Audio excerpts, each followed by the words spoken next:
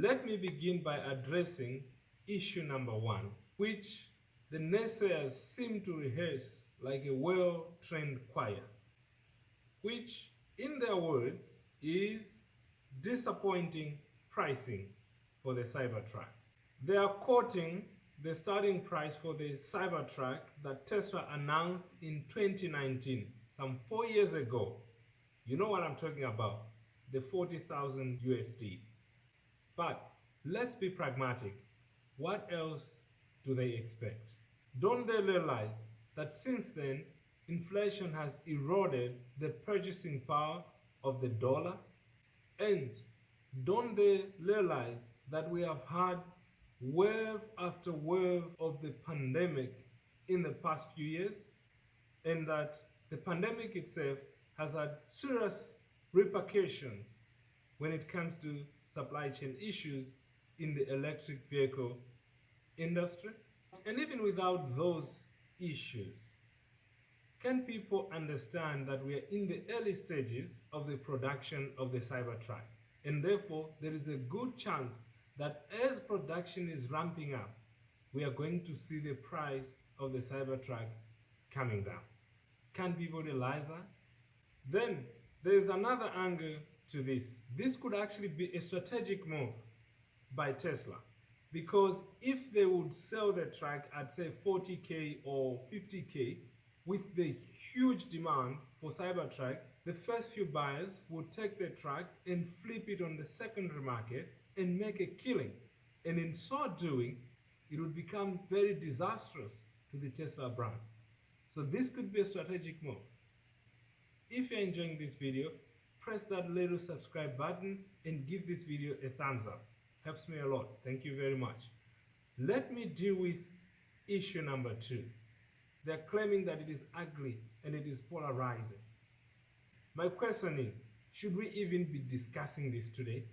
When did people know about the Cybertruck design?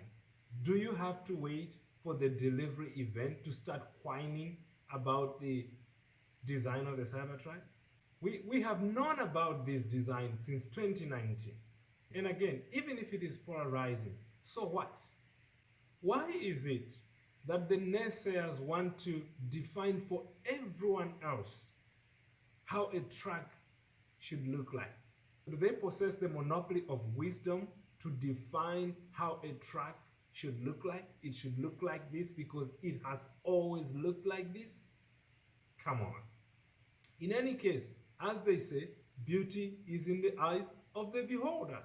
Now you say, well, maybe you're not a truck guy, so you don't really understand. Here's my response to that. As far as I know, the Cybertruck has over 2 million pre-orders. And as far as I know, for the past 6 years or so, that's the highest number of pre-orders of any model of vehicle, whether gasoline powered, whether it is a truck, whether it is a car, that's the highest. So, in layman's language, what those numbers are telling them is that there are more people who want the Cybertruck than the naysayers are willing to admit. But the beautiful thing with numbers is that they always tell the truth. No emotions, no bitterness, nothing, just the truth. Now let me deal with issue number three, range. They have hammered this point hard, but I'll tell you what, it's because they have not critically given thought to the question of why the range is lower. Think about it. What is the ground clearance of the Ford F-150 Lightning or of the Rivian R1T, which we like to think to be the main competitors for the Cybertruck? To be honest, an argument can be made that actually the Cybertruck doesn't have a competitor, but that's a story for another day. But compare that ground clearance to what the Cybertruck has. This is an off-road beast of a truck, so it rides higher. And of course, it had to sacrifice range for that. But we have also received information from the Tesla engineers that the charging speed for the Cybertruck is very, very high. In approximately 18 minutes, you're able to charge the truck from 15% to 80% state of charge. Meaning, in most states in the US, this is a very practical track. This idea of range anxiety only exists in the heads of people who have negative attitude. In real life, it is a very small concern, especially with the robust supercharger network that is currently available. Last but not least, let me deal with issue number 4. They are criticizing the technology and some features that are in the Cybertruck. They think they're useless. For example, they are coming against the ride-by-wire technology in the Cybertruck. They say because there isn't any physical connection between the steering wheel and the front wheels, the safety is questionable. I wonder if these people have the same concern when they're taking their flight.